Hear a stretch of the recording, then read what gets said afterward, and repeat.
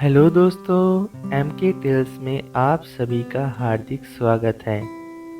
आज की कहानी तेनालीराम की कई रोचक कहानी में से एक है, जिसका नाम है अंतिम इच्छा। अब तेनालीराम को कौन नहीं जानता।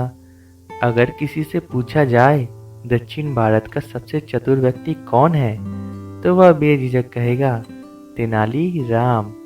तो आइए चलते हैं कहानी की ओर। विजयनगर के ब्राह्मण लालची प्रवृत्ति के थे। वे सदैव किसी न किसी बहाने से अपने राजा से धन ऐंठते रहते थे।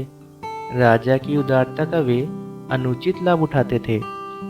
एक दिन दरबार में राजा कृष्णदेव से एक पंडित ने कहा, महाराज, मरते समय मेरी माँ ने आम खाने की इच्छा व्यक्त की थी, जो उस समय मैं पूरी नहीं कर सका था।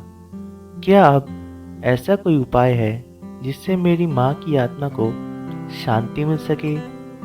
राजा के कुछ बोलने से पहले ही सभा में बैठे लालची ब्राह्मण एक स्वर में बोल उठे, महाराज, यदि आप 108 ब्राह्मणों को सोने का बना एक एक आम दान करें तो इस पंडित की माँ की आत्मा को अवश्य शांति मिल जाएगी। ब्राह्मणों को दिया दान मृत आत्मा तक अवश्य ही पहुंचता है। उन ब्राह्मणों के कहे अनुसार राजा कृष्णदेव ने सोने के 108 आम बनवाए और उन ब्राह्मणों को दान कर दिए। सोने से बने आमों को पाकर ब्राह्मणों की तो बाजें खिल गई, लेकिन तेनालीराम को ब्राह्मणों की इस चालाकी और लालच पर बहुत ही क्रोध आया। उसने इन ब्राह्मणों को सबक सिखाने की ठान ली थी।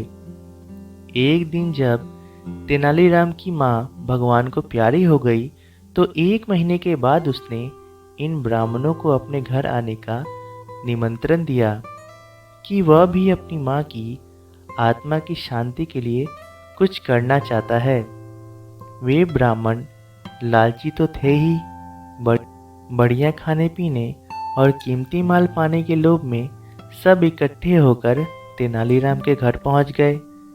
जब सब आसनों पर विराज गए तो तेनालीराम ने अपने घर के मुख्य दरवाजे बंद कर दिए और अपने सेवकों से कहा, जाओ, लोहे की सलाखें तपाकर ले आओ और उन सलाखों को इन ब्राह्मणों के शरीरों पर दागो।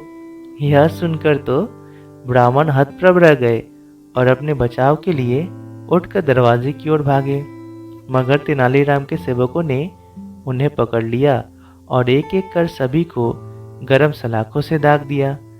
जब यह बात राजा के कानों तक पहुंची तो वह स्वयं वहां पहुंचे और ब्राह्मणों को बचाया।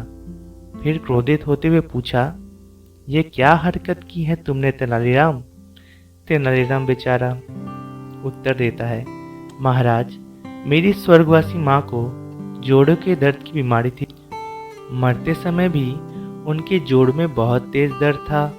उन्होंने अंतिम सांस लेते समय में यह इच्छा प्रकट की थी कि मेरे जोड़ों के दर्द के स्थानों पर लोहे की गर्म सलाखों से दागा जाए, ताकि वह दर्द से राहत पाकर चैन से अपने प्राण त्याग सके। उस समय उनकी यह इच्छा पूरी नहीं की जा सकती थी, इसीलिए ब्राह्मणों को आज सलाखें दागकर अपनी दिवंगत माँ की आत्मा को शांति पहुंचा रहा था। तेनालीराम की बात सुनकर राजा कृष्णदेव के चेहरे पर अर्थपूर्ण मुस्कान तैर गई।